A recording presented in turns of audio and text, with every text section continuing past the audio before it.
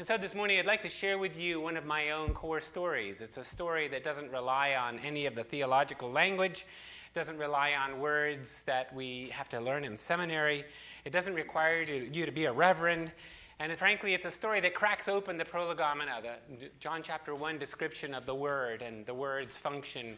And it's the Word's origin and the Word's presence among us. It's a story that cracks open this description of Jesus' missional approach to evangelism and formation. So how does John 1 describe Jesus' missional strategy? You might say Jesus chose to not evangelize. You could say Jesus Emmanuelized.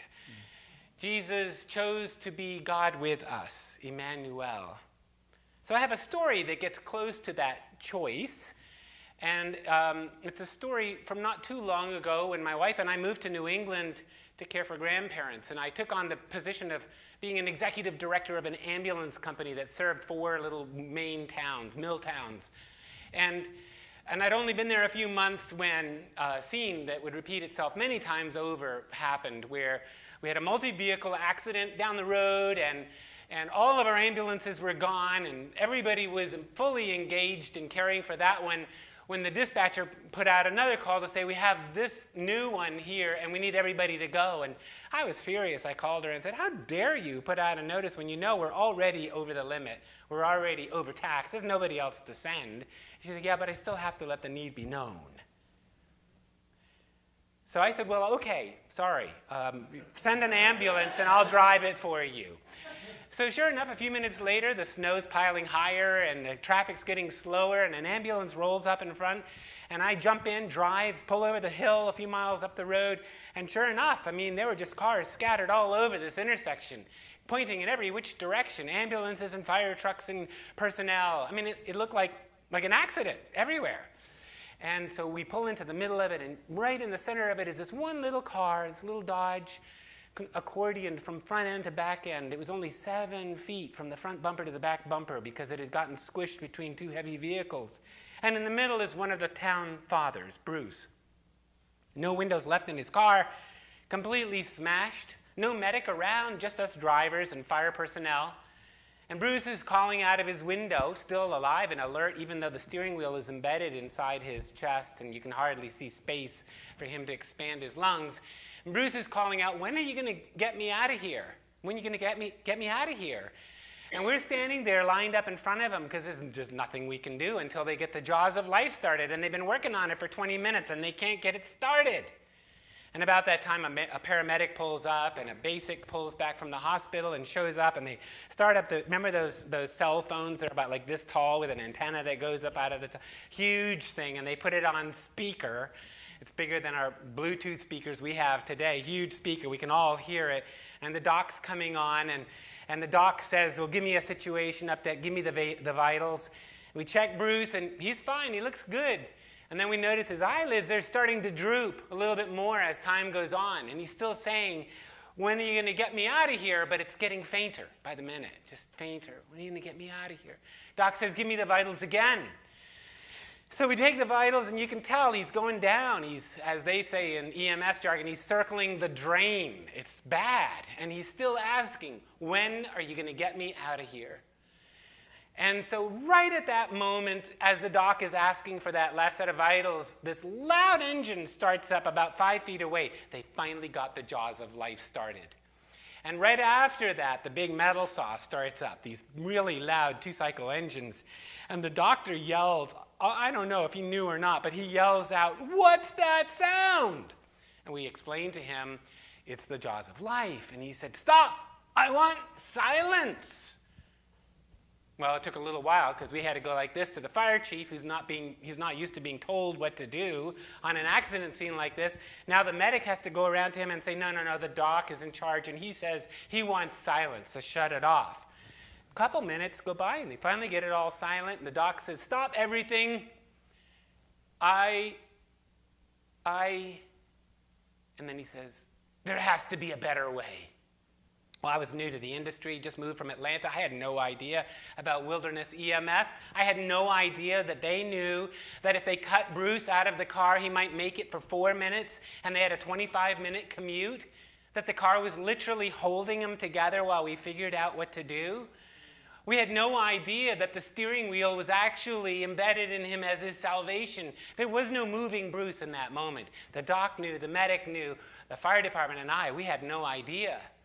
We wanted to give Bruce what he wanted. Doc says there has to be a better way. So now we're all lined up, hands in our pockets in the snow with the traffic going silently behind us. And the only sound we hear is Bruce asking for the 100th time, "When are you going to get me out of here?" And we stand there in silence like we were told. And then, to our surprise, Tom, the senior paramedic, twists his belt buckle and throws his EMS belt into the snow. And he shuffles around to the other side of Bruce's car where there's only broken windows left. And he's as wide as he is tall. He goes around to the other side and he starts wiggling himself into the window, through the window, to sit in what's left of a passenger seat on the other side of Bruce. And as he's going in, you can hear him yelling out past Bruce, "Somebody hand me an IV line," as he wiggles his legs through and scrunches around and finds his way to sit there in the passenger seat. And so one of the medics comes over and starts passing the line through, and as they do, the fire department guy closest to us says, "I've got a heater." And he goes around behind his truck and he gets some duct tape and a heater and he puts it behind the headrest right behind Bruce. And while he's doing that, no words exchanged, no deals made, no plan made whatsoever. The doc's still listening.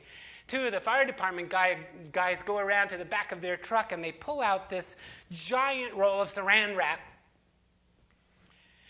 And they try it at the back of the car and they pass it over the roof and they try passing it underneath, but the muffler's still hot and it melts the plastic, so they had to take it off and they start wrapping it around the sides. And they begin creating a cocoon around Tom and Bruce and the IV line hanging from the wrecked roof. And they begin closing up the windows that were smashed out just to keep it warm in there for the heater.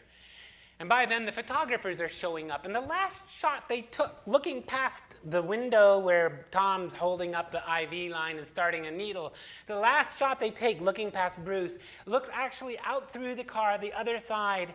And in the background are the two brand new ambulances that just showed up while all of this was going on in silence. The last wrap of saran, another medic shows up. Joe starts making these strange hand motions, like going like this through the snow. You can just barely see that there's one tow truck left. And on the side it says in hand-painted letters, I swear he did it with a leaf or something crude, but it just says, "Joe's Wrecker Service." It's rusted wrecker service. It's a flatbed, tilt-bed truck, and it barely looks like it has enough life in it to get off the intersection. But he backs it up, and Joe makes these hand movements, and the tow truck driver starts lifting the bed. And by the time the last saran wrap goes around, they hook the car up and start pulling it onto the back of the tow truck. By now, town fathers are out there looking to see what's going on, and what they see is Tom and Bruce in a wrecked out car, saran wrapped on the back of a rusted tow truck, about to head north to the hospital for a 25-minute drive. And we all fall in behind. Old cars, new cars, paramedics in their cars, brand new ambulances follow up, and we get there. The doctors prepared the way, and for the first time in a long time, they unbolt the bay doors leading to the ER. They spread the doors wide enough, and the tow truck driver backs his truck with the car on the back into the ER.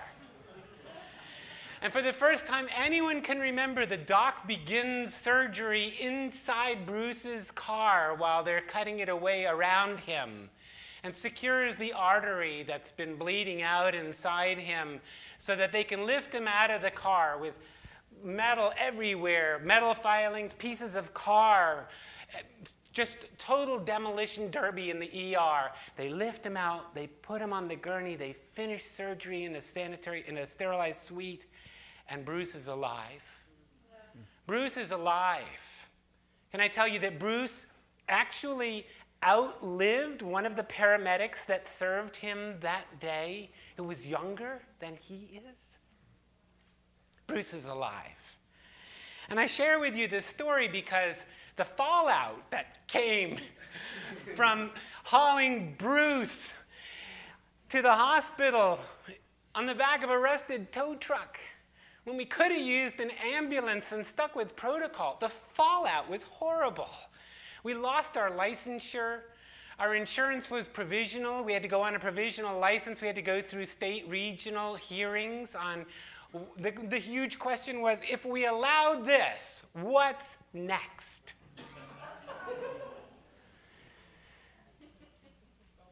How does text sample translate those words from John chapter 1? And the Word became flesh and dwelt among us. I will never hear those words the same way again after watching Tom wiggle his way into the car window and through the window to the seat next to Bruce.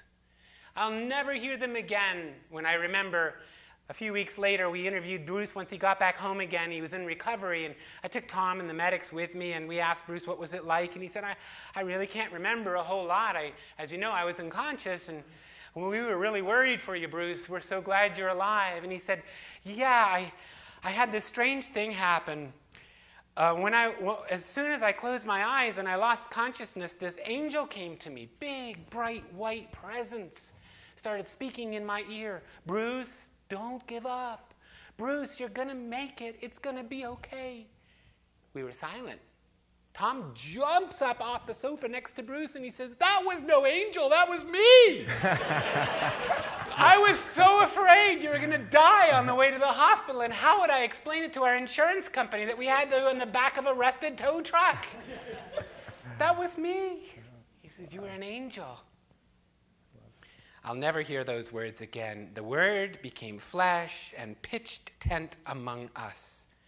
So I want to offer you a couple of premises that I hope will fuel our conversations together in open space after Ryan wraps up our sharing here. Sometimes I believe that breaking protocol is our primary access to God's future being birthed among us.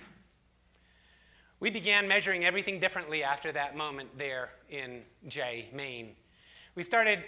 We didn't measure how many trips we made to the hospital. We started measuring how many lives survived trauma 6 months, a year out, 18 months later. How many people were still alive? How many families had been transformed by the way we intervened in their moment of crisis?